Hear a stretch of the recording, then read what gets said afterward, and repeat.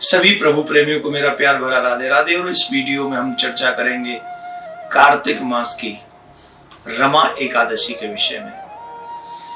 आप सभी जानते हैं कि कार्तिक मास अपने आप में पुनीत पावन है, सुंदर है, अद्भुत है। इस मास में किए हुए सुकृत सत्कर्म हम सभी को कई गुना ज्यादा फल देते हैं।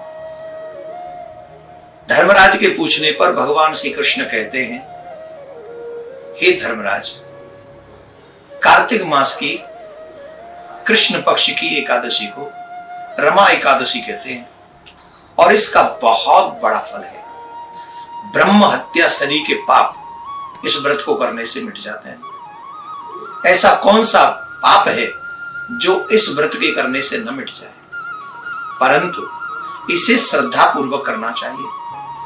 श्रद्धा पूर्वक जो मनुष्य इस व्रत को नहीं करते हैं उन्हें इसका फल आधा ही मिलता है। पूर्ण फल के लिए श्रद्धा पूर्वक इस व्रत को करना चाहिए, विधि विधान से इसको करना चाहिए। पूर्व के इतिहास में मुचकुंद महाराज की पुत्री के विषय में एक ऐसा वर्णन आता है कि उनकी मित्रता तो इंद्र के साथ में भी थी, इसीलिए वो युद्ध करने के लिए भी गए थे और उन दैत्य और देवताओं के साथ में जब उन्होंने युद्ध किया था तो देवताओं को विजयश्री दिलवाई थी। इतना बड़ा फल था। वो न्याय प्रिय राजा थे, विष्णु भक्त राजा थे।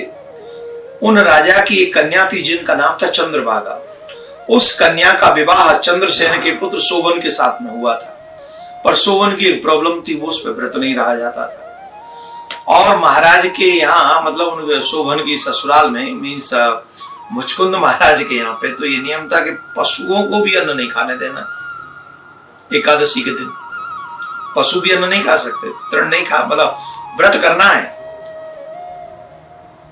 और जागरण करना है। आजकल तो हम लोग 3-3 बार वो खा लेते हैं ना, कूटू की पूड़ी और क्या नाम है उसकी सब्जी, और फिर वो क्या नाम है वो हलवा भी बनता, आलू का हलवा और न जाने किस किस का हलवा बना खाते हैं। व्रत का सही जो नियम है वो यही है कि हम लोग जल भी न ग्रहण करें, पर शरीर अस्वस्थ हो तो ठीक है, थोड़ा बहुत ग्रहण कर लेना चाहिए। आप समझ गए होंगे इस बात को। तो जब जैसे ही शोभन वहां पहुंचा अपनी ससुराल, संयोग से वो एकादशी उस दिन थी और जैसे एकादशी का सुना तो वो तो डर गया, बोले मैं तो भूखा नहीं रह सकता, मेरे तो प्राण निकल जाएंगे। तो उनकी पत्नी ने कहा कि देखो प्राणनाथ, मेरे पिता के यहाँ का तो यही नियम है कि यहाँ पर भोजन नहीं मिलेगा, आज व्रत ही रखना पड़ेगा। और अगर आपकी स्थिति ये है तो आप पड़ोस में किसी और राजा के यहाँ चले जाएंगे। उन्होंने कहा चाहे जो होगा, जब तुम सब लोग रहते हो तो मेरा भी चाहे जो हो जाए, मैं भी व्रत ही रखूंगा और मैं यहाँ से नहीं जाऊंगा। उन्होंने हठपूर्वक वो व्रत किया, रात्रि में जागरण किया।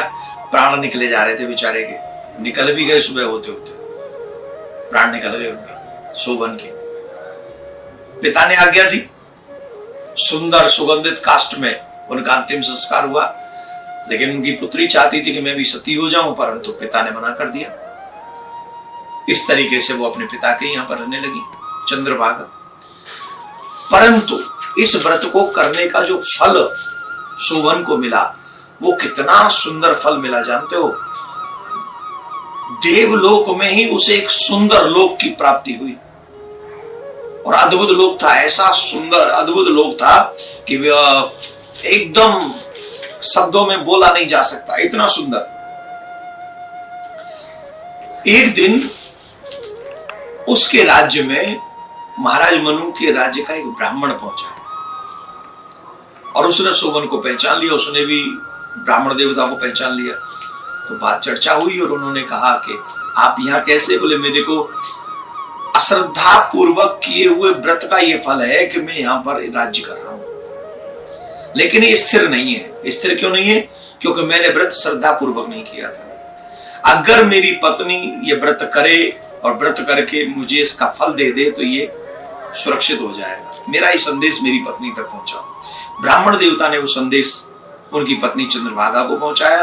चंद्रभागा ने उनके लिए व्रत किया और उसका फल ये हुआ कि वो स्थिर लोक की प्राप्ति उन्हें हुई और दोनों पति पत्नी साथ में रहने लगे। बहुत सुंदर रमा एकादशी का फल है। रमा एकादशी का तो एक सुनो बहुत अच्छी बात है, दीपावली से 4 दिन पहले आने वाली ये एकादशी है। इसलिए इसका नाम रमा एकादशी। और जो इस दिन जागरण करते हैं, व्रत करते हैं, इष्ट देव की पूजा करते हैं, श्रद्धा पूर्वक पालन करते हैं, ब्रह्मचर्य का पालन करते हैं, सत्यव्रती होते हैं, इसके दिन एकादशी के व्रत में तुलसी मैया को दीपदान करना चाहिए शाम को। लक्ष्मी जी की कृपा होती है, लक्ष्मी ऑलवेज उनके घर में रहती है। 7 परिक्रमा करनी चाहिए शाम को और भगवान का जाप इत्यादि करना चाहिए। तो रमा एकादशी का व्रत हम 17 तारीख को करेंगे और इसका जो पारायण होगा वो पारायण 18 तारीख को, 8 को नहीं, 17 को व्रत करेंगे, 18 को इसका पारायण करेंगे और 6:24 से 9:07 तक इसके पारायण का समय रहेगा। तो आप लोग अपने अपने समय अनुसार थोड़ा सा देख लेंगे, थोड़ा जहां जहां सूर्य देर से उगेंगे तो वो थोड़ा लेट होता चला जाएगा। मथुरा का तो यही समय है, वृंदावन का यही समय है। तो आप सब एकादशी का व्रत करिए और जो लोग इस एकादशी का व्रत करते हैं उन्हें भगवान प्रिय कांजू की कृपा तो मिलती ही है, साथ में सुंदर सुंदर ऐसी देवलोक भी अगर प्राप्त करना चाहते हैं, देवलोक की प्राप्ति होगी, घर में ग्रह लक्ष्मी इत्यादि आप चाहते हैं तो वो लक्ष्मी की प्राप्ति होगी, शांति चाहते हैं तो शांति की प्राप्ति होगी। 8 साल के 9 साल के बच्चे से ऊपर सबको एकादशी का व्रत करना चाहिए और जो व्रत करते हैं थोड़ा बहुत ग्रहण कर लें, कुछ फलाहार खा लें, लेकिन व्रत करना चाहिए, इससे भगवान प्रसन्न होते हैं। राधे राधे।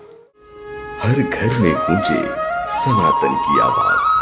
वीडियो को लाइक करें, शेयर करें और चैनल को सब्सक्राइब करना ना भूलें।